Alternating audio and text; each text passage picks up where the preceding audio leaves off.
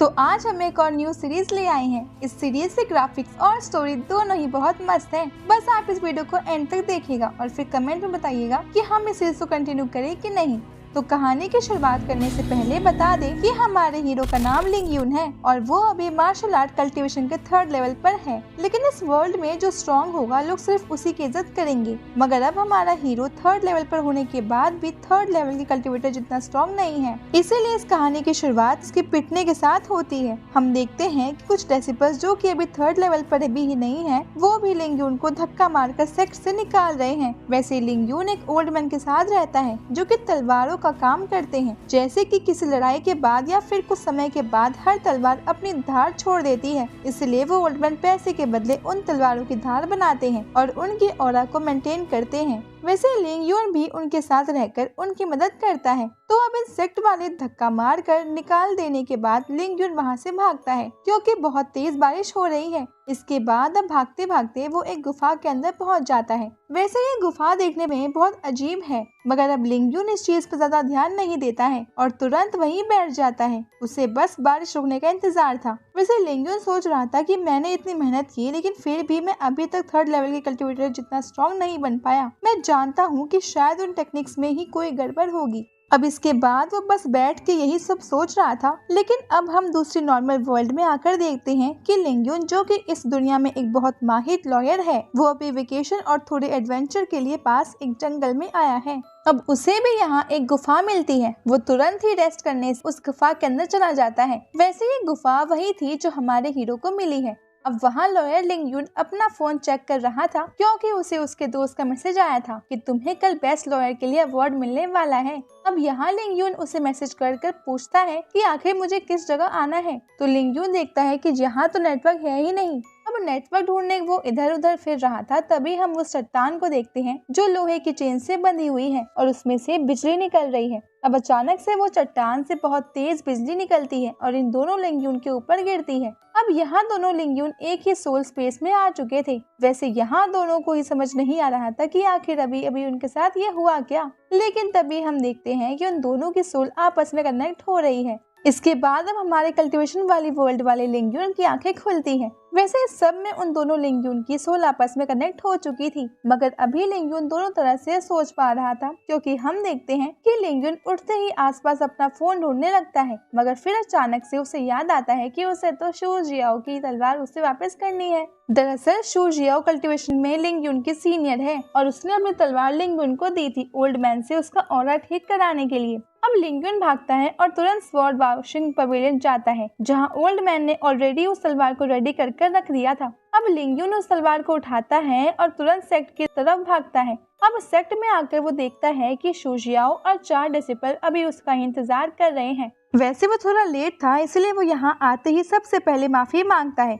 लेकिन तभी एक डिसिपल फेंग लिंग यून को लात मारकर नीचे गिरा देता है। साथ ही वो लिंग यून से कहता है कि तुम सिस्टर जियाओ के सामने सर उठाए कैसे खड़े हो। इसके बाद अब लिंग यून सर झुका के जियाओ को वो तलवार दे देता है। वैसे फेंग अब फिर से लिंग यून पर अटैक करने वाला था, लेकिन तभी जियाओ पीछे मुड़ती और उस तलवार को ले लेती है। वैसे जियाओ इतनी सुंदर थी कि हमारा हीरो की नजर उसकी तरफ से हट ही नहीं रही थी, मगर अब जियाओ वहाँ से जाने लगती है, पर वो लिंग यून से कहती है कि तलवार का बहुत अच्छे से ख्याल रखना। और अब इसके बाद वो लिंग यून को एक बोतल दे देती है जो कि उसके काम की पेमेंट थी। अब इसके बाद जियाओ वहाँ से चली जाती है और लिंग यून उस बोतल को उठाने लगता है, लेकिन तभी फेंग फिर से लिंग यून को किक करता है जिससे लिंग यून दूर फेंक जाता है। वैसे अब हमारा लिंग यून तो ये बेइज्जती सह लेता है क्योंकि वो यही सहते आ रहा था, इसलिए वो आज तक स्ट्रॉन्ग नहीं बन पाया। लेकिन अब लॉयर लिंग यून ये कभी नहीं सह सकता था। हम देखते हैं कि फेंग अभी लिंग यून के ऊपर अपना पैर रखे हुए था, तो अब लिंग यून पहले थोड़ा पीछे आता है और अब इसके बाद वो जंप करके सीधा फेंग को किक करता है।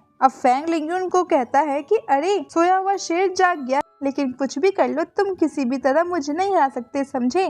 वैसे अभी लिंग यून उसकी बॉडी की फ्लेक्सिबिलिटी देखकर शॉक था क्योंकि हमारा हीरो भले ही वीक है मगर फिर भी उसने मेहनत में कभी आलस नहीं किया है, इसीलिए उसकी बॉडी बहुत ज्यादा फ्लेक्सिबल है। अब इसके बाद उनमें फिर से लड़ाई स्टार्ट हो जाती है, लेकिन अब हम देखते हैं कि लिंग युन फैंग पर भारी पड़ने लगा है, जिस कारण फैंग को भी बहुत ज्यादा गुस्सा आने लगता है और अब वो अपनी मार्शल आर्ट के साथ साथ अपनी कल्टीवेशन एनर्जी का भी यूज करता है। वैसे उसके स्किल तो अभी लिंग युन के बराबर ही है, लेकिन उसकी एनर्जी लिंग युन से थोड़ी ज्यादा है, इस कारण से वो अब लिंग युन पर भारी पड़ रहा था। अब हम देखते हैं कि फैंग अपनी एनर्जी का यूज कर लिंग युन को नीचे फेंक देता है, मगर अब इसके बाद लिंग युन खड़ा होता है और अपनी एनर्जी का यूज करता है, जिसके बाद वो फैंग पर भी भारी पड़ने लगा था।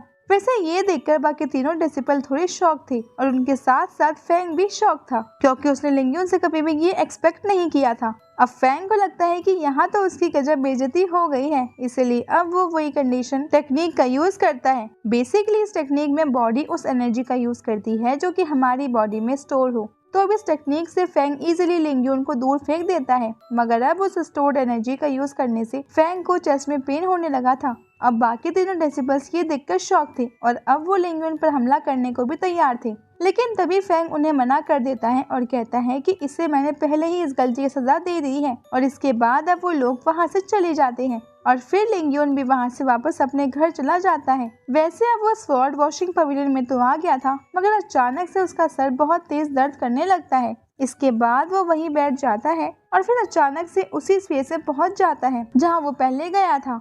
अब आने के बाद उसे वो सारी यादें दिखती हैं जिनमें सभी ने लिंग युन की बहुत बेइज्जती की है। अब यहाँ वापस होश में आकर लिंग युन कहता है कि मैं एक लॉयर हूँ और ये मेरा काम है कि भगवान ने मुझे यहाँ भेजा है, तो मैं इसके लिए इंसाफ करूँ। इसके बाद अब वो डिसाइड करता है कि वो अब आउटर डेसिबल बनेगा, लेकिन भले ही अब उसका लेवल सही है आउटर डेसिबल बनने को, मगर उसकी पावर उसे बढ़ानी पड़ेगी और वो सिर्फ हार्ड ट्रेनिंग से ही बदली जा सकती है। अब वैसे भी अभी तक लिंग युन को ऐसे नॉर्मली कोई भी प्रॉब्लम फेस नहीं करनी पड़ती थी, क्योंकि वो ओल्ड मैन के साथ रहकर उनका काम करता था, जिसके बदले उसे खाना पानी और कुछ पैसे भी मिल ही जाते थे। लेकिन अब लिंग युन को आगे बढ़ना था, इसलिए सबसे पहले वो अपने कंफर्ट जोन को छोड़ने का डिसाइड करता है। इसके लिए वो सीधा ओल्ड मैन के पास जाता है और उन्हें सारी बातें बताता है, जिस पर ओल्ड मैन कहते हैं कि तुमने बिल्कुल सही डिसीजन लिया है, हर किसी को अपनी लाइफ में आगे बढ़ने का हक है। अब लिंग युन उन्हें हर चीज के लिए थैंक्स कहता है, क्योंकि उन ओल्ड मैन ने ही लिंग युन को स्वॉर्ड रिलेटेड नॉलेज दी है। लेकिन इसके बाद अब ओल्ड मैन उसे उसी कमरे में सीक्रेटली रखी हुई एक सीक्रेट पेंटिंग देते हैं। वैसे अब लिंग युन उसे लेने से मना कर रहा था और कह रहा था कि नहीं, मैं इसे नहीं ले सकता, ये बहुत रेयर चीज होगी और मेरे पास इसके बदले आपको देने के लिए कुछ भी नहीं है। मगर अब ओल्ड मैन कहते हैं कि नहीं, मुझे इसके बदले कुछ भी नहीं चाहिए। वैसे भी मैं अभी तक इस पेंटिंग को समझ तक नहीं पाया हूँ और अब इतनी एज हो जाने के बाद मुझे तो उम्मीद भी नहीं है कि अब मैं आगे से कभी समझ भी पाऊंगा, इसलिए मेरी बात मानो और इसे अपने पास ही रखो। इसके बाद लास्ट में अब लिंग युन उस पेंटिंग को ले लेता है और फिर अब ओल्ड मैन उससे कहते हैं कि अब तुम यहाँ से आजाद हो, अब कोई भी तुम्हें मेरा गुलाम नहीं कहेगा। तो इसके बाद अब लिंग युन वहाँ से चला जाता है और अब अगले सीन में हम आ जाते हैं एक खाली जगह पर, जहाँ हमारा हीरो उस खास पेंटिंग को देख रहा था। वो देखता है कि उस पेंटिंग में टाइगर बना हुआ है, वो शेडो टाइगर था और वो अचानक से बाहर निकलकर लिंग युन की तरफ हमला करता है। लेकिन अब जैसे ही लिंग युन उसे अपनी तरफ आते हुए देखता है तो तुरंत ही उस पेंटिंग स्क्रोल को बंद कर देता है। वैसे उसे ये समझ आ गया था कि ये पेंटिंग उसे एक टेक्निक के बारे में बता रही है और वो टेक्निक और कोई नहीं बल्कि फेमस टेक्निक टाइगर फिस्ट है। अब हमारा हीरो टाइगर फिस्ट टेक्निक की ट्रेनिंग करना चालू कर देता है। वो अपनी एनर्जी को अपने हाथ में कंट्रोल कर उसको सही फ्लो करने को सीखने की कोशिश कर रहा था और साथ ही वो इसे अपनी मार्शल आर्ट के साथ मिला रहा था। लेकिन अब तभी उस पर एक लड़का हमला कर देता है। वैसे इस लड़के ने मास्क पहन रखा था। अब इसके बाद हमारा हीरो उसे रोकने के लिए उससे लड़ने लगता है। वैसे यहाँ पर लिंग युन ज्यादा स्ट्रॉन्ग साबित होता है और वो उस लड़के को पीछे धकेल देता है। इसके बाद अब लिंग युन फिर से अटैक करने के लिए आगे बढ़ रहा था, मगर तभी वो लड़का अपना मास्क उतारता है और कहता है कि अरे ये तुम क्या कर रहे हो, ये मैं हूँ डोंग जुआन। अब इसके बाद लिंग युन रुक जाता है और कहता है कि तुम्हें भी ना बता कर आना चाहिए था, और वैसे भी तुम तो दिन भर बिजी रहते हो, इसलिए मुझे क्या पता कि तुम कब आने वाले हो। वैसे लिंग युन का यहाँ पर मतलब था सेक्ट से मिलने वाले मिशन के बारे में। दरअसल हर कल्टीवेटर को जो कि आउटर डेसिबल बन चुका है उन्हें कुछ मिशंस दिए जाते हैं। इन मिशंस के बदले उन्हें पैसे मिलते हैं और जुआन असल में उन्हीं मिशन को करते रहता है, इसलिए वो लिंग युन से कम ही मिल पाता है, लेकिन फिर भी ये बहुत अच्छे दोस्त हैं। इसके बाद अब हम देखते हैं कि रात होने वाली थी और वैसे भी लिंगुन के पास कोई घर तो था नहीं रहने के लिए, इसलिए वो एक अच्छी सी गुफा ढूंढ लेता है। वहाँ पर लिंगुन अभी जुआन को खाने के लिए एक बना देता है, जिसके बाद यहाँ पर जुआन लिंगुन से कहता है कि तुम कह रहे थे कि मैं दिन भर बिजी रहता हूँ, लेकिन ये बात तो तुम भी जानते हो कि आउटर डिसिपल बनने के बाद भी हमें बहुत कम पैसे दिए जाते हैं, इसलिए मुझे दिन भर मिशन करने पड़ते हैं, वरना मैं खाने के पैसे भी नहीं निकाल पाऊंगा। इस पर अब लिंगुन खुद से कहता है कि ये दुनिया भी बाकी दुनिया की तरह ही है, यहाँ पर भी पैसे की वही कीमत है। अब जुआन कहता है कि तुम यहाँ पर क्यों रह रहे हो, क्या तुमने ओल्ड मैन के साथ रहना छोड़ दिया? जिस पर लिंगुन कहता है कि वहाँ पर मैं ट्रेनिंग सही से नहीं कर पा रहा था, इसलिए मैंने सोचा कि क्यों ना अब अकेला ही रहा जाए। इसके बाद अब जुआन फैंग की बात करता है। वो कहता है कि मैं जानता हूँ कि आज तुम्हारे साथ क्या हुआ, वैसे मैं ये भी जानता हूँ कि उसमें तुम्हारी कोई गलती नहीं होगी, क्योंकि वो फैंग सच में अपने आप को बहुत बड़ा 30 मार खा समझता है। उसे खुद तो कुछ नहीं आता, वो बस अपने फादर जो कि एल्डर है और अपने भाई के दम पर उछलता रहता है। दरअसल फैंग का भाई आफ्टर डिसिपल की लिस्ट में टॉप 10 में आता है, इसी कारण से फैंग उन दोनों के दम पर उछलता रहता है और उसे कोई कुछ भी नहीं कहता।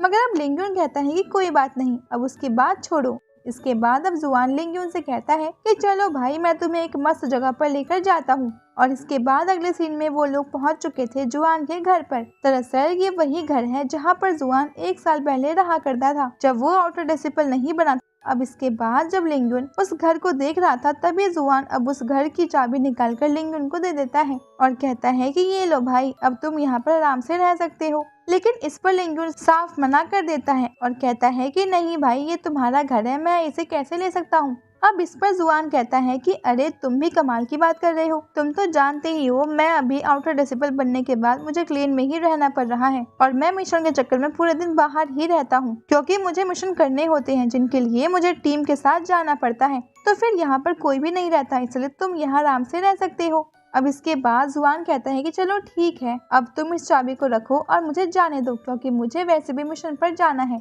और अब चाबी देने के बाद जाते जाते वो लिंगुन से ये भी कहता है कि तुम यहाँ पर अपना सामान जमा लेना, मैं रात को जैसे ही टाइम मिलेगा तो तुम्हारे लिए खाना ले आऊंगा। अब इसके बाद जुआन वहाँ से चला गया था और लिंगुन यहाँ पर अपना सामान जमाने लगा था। अब तभी उसे एक लेटर मिलता है, जो कि लेटर नहीं असलियत में एक पेपर था, जिस पर लिंगुन ने बहुत पहले कुछ बातें लिखी थी। वैसे उसने इस पर सिर्फ अपने उन खर्चों के बारे में लिखा था जो उसने बेफिजूली में किए थे, और अब उनकी ही वजह से उस पर बहुत सारा कर्जा आ चुका है। तो अब वो इसी चीज का दुख मना रहा था और सोच रहा था कि मुझे तब अपने आप पर कंट्रोल रखना चाहिए था, क्योंकि इनकी वजह से ही मैं आज फालतू कर्जों में डूबा हूँ। वैसे इसी की वजह से वो उन ओल्ड मैन के वहाँ पर काम कर रहा था और इसीलिए ही सभी लोग उसका नौकर कहकर चिढ़ाते थे।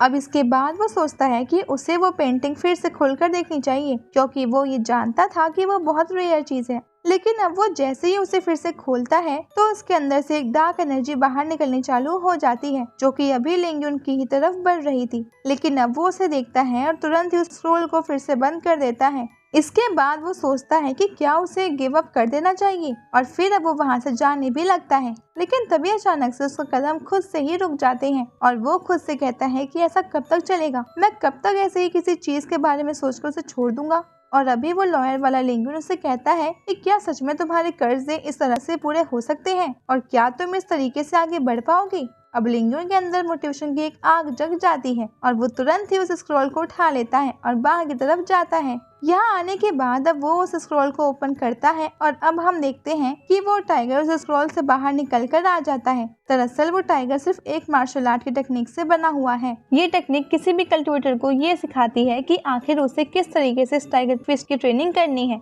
अब ये बात तो हम भी जानते हैं कि किसी भी चीज को एक दिन में सीखा नहीं जा सकता, हर चीज ट्रेनिंग के साथ साथ इम्प्रूव ही होती जाती है, और ये टाइगर उसी का सबूत है। ये हमारे हीरो को टाइगर फिश टेक्निक एक दिन में सिखाएगा, लेकिन उसकी पावर तभी बढ़ेगी जब हमारा हीरो रोज इस टेक्निक की प्रैक्टिस करेगा। इसके बाद हम देखते हैं कि वो टाइगर जिस तरीके से चल रहा था और जिस तरीके से मूव कर रहा था, सेम उसी तरीके से हमारा हीरो भी मूव करता है, और बहुत ही जल्द वो फाइनली उस टाइगर फिश टेक्निक के स्टेप्स को सही तरीके से सीख लेता है। अब वही वो इजीली इस टेक्निक को यूज कर सकता था, लेकिन इसके बदले वो दिक्कत यही थी कि अभी उसकी पावर इतनी लेवल तक नहीं पहुंची थी जितनी उसे होनी चाहिए थी। मगर सीधी सी बात है, हमारे हीरो को रोज खुद को ट्रेन करना होगा और उसके बाद वो फाइनली उस स्टेज पर पहुंच जाएगा जब ये टेक्निक किसी स्ट्रॉन्ग कल्टिवेटर के खिलाफ मजबूत साबित हो सकेगी। इसके बाद अब लिंगुन अंदर आ जाता है और अपना मुंह धोते वक्त वो अपने उस सील को देखता है जो कि उसके सर पर बनी है। दरअसल ये वो निशान है जो कि ये साबित करता है कि लिंगुन एक नौकर है। असल में हर नौकर के सर पर ये सील बनाई जाती है, लेकिन अब लिंगुन वहाँ से काम छोड़ आया है, इसलिए अब वो कोई नौकर नहीं है। इसलिए अब वो कपड़ा अपने सर पर बांध लेता है और खुद से कहता है कि अब मैं कभी फिर से किसी की गुलामी नहीं करूंगा, अब से मैं आजाद हूँ। अब अगला दिन हो चुका था और हमारा हीरो सीधे निकल पड़ता है हॉल की तरफ, जहाँ पर वो आउटर डेसिबल बनने के लिए बात कर पाएगा।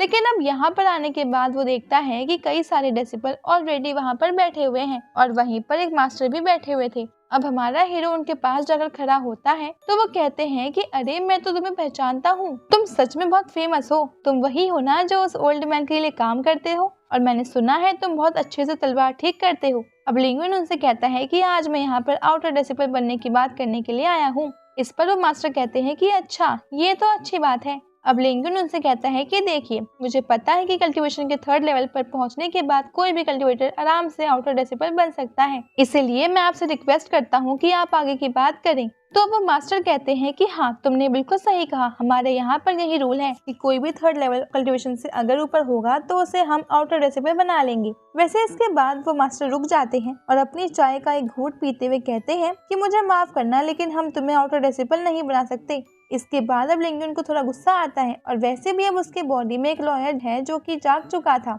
और अब वो कहता है कि मैंने सारे नियम पढ़े हैं और मैं ये भी जानता हूँ कि यहाँ का एक नियम है कि अगर कल्टीवेटर 3rd लेवल से ऊपर है तो कोई भी उसे नहीं रोक सकता, भले ही वो कोई इसी पोजीशन पर क्यों ना हो, और वैसे भी ये तो 3rd जनरेशन का नियम है तो इसे तो फॉलो करना पड़ता ही है। इसके बाद अब वो मास्टर खड़ा हो जाता है और कहता है कि अच्छा, तो तुम मुझे नियम बताओगे, तुम ये 2-4 नियम पढ़कर क्या आ गए, अब तुम मुझे सिखाने चले हो। लेकिन अब लिंगुन कहता है कि आपने शायद रूल नंबर 22 नहीं पढ़ा है, उसमें साफ साफ लिखा है कि कोई भी व्यक्ति अपनी पोजीशन का फायदा नहीं उठा सकता, और अगर कोई भी व्यक्ति अपनी पोजीशन का फायदा उठाकर किसी डेसिबल की ग्रोथ को रोकता है या उसे किसी भी चीज में पार्टिसिपेट करने से मना करता है तो इसके बदले उसे इस सेक्ट से निकाल दिया जाएगा। अब वो मास्टर से थोड़ा सा शॉक हो जाता है और कहता है कि देखो, तुम ये बात जानते हो कि मैं ये तुम्हारे ही फायदे के लिए कह रहा था, मुझे पता है कि तुम 3rd लेवल ऑफ कल्टीवेटर में पहुंच चुके हो, लेकिन मैं ये भी जानता हूँ कि तुम्हारी पावर अभी उतनी नहीं है, इसलिए तुम्हें शायद आगे जाकर इसमें बहुत प्रॉब्लम हो सकती है, और इसीलिए मैं तुम्हें ये बात समझा रहा था कि तुम आउटर डेसिबल ना ही बनो तो अच्छा है। लेकिन इसके बाद अब बाकी डेसिबल भी उनके पास आने लगे थे, तो अब वो मास्टर कहता है कि ठीक है, अगर तुम सच में आउटर डेसिबल बनना चाहते हो तो इनमें से किसी भी एक डेसिबल से फाइट करो, अगर तुम उसके 10 मूव से बच गए तो मैं तुम्हें आउटर डेसिबल बना लूंगा। तो अब लिंगुन तो इस चीज के लिए पूरी तरीके से रेडी था। तभी हम फैंग को देखते हैं जो कि वही खड़ा हुआ था। तो अब आगे आने के बाद कहता है कि क्या तुम मुझसे फाइट करोगे, और मुझसे फाइट करने के बदले तुम्हें 10 मूव की जगह सिर्फ 5 मूव से बचना होगा। अगर तुम उन 5 मूव से बच जाते हो तो इसके बदले मास्टर तुम्हें आउटर डेसिबल बना लेंगे। अब लिंगुन मास्टर से पूछता है कि क्या सच में मास्टर आप 5 मूव के बदले मुझे, तो अब मास्टर हाँ कर देते हैं, और फिर लिंगुन फैंग से कहता है कि ठीक है, तो मैं भी अब लड़ने के लिए तैयार हूँ। इसके बाद अब उन दोनों में फाइट स्टार्ट हो जाती है। अब हम देखते हैं कि फैंग अपना पहला अटैक करता है जिससे लिंगुन बहुत इजीली बच जाता है। फिर फैंग दूसरा अटैक करता है तो लिंगुन उससे भी बच जाता है। इसके बाद अब फैंग को गुस्सा आने लगा था तो वो तीसरा और चौथा अटैक एक साथ करता है, लेकिन हम देखते हैं कि लिंगुन उससे भी बच जाता है और साथ ही अपनी पावर से फैंग को किक कर दूर फेंक देता है। मगर अब फैंग को बहुत ज्यादा गुस्सा आने लगा था और इसके बाद अब वो जंप कर अपना 5वां और आखिरी अटैक करता है। मगर अब इस पार्ट को थोड़े इंटरेस्टिंग मौके पर ही खत्म करते हैं, जिससे कि आप अगला पार्ट भी जरूर से देखो। वैसे अगला पार्ट भी आपको जल्द ही मिल जाएगा, बस आप इस वीडियो को लाइक कर देना। वैसे चैनल को सब्सक्राइब करना कंपलसरी है, इसलिए प्लीज उसे तो सब्सक्राइब कर ही लीजिएगा। अब मिलते हैं आपसे अगले वीडियो में, तब तक के लिए bye bye guys and take care.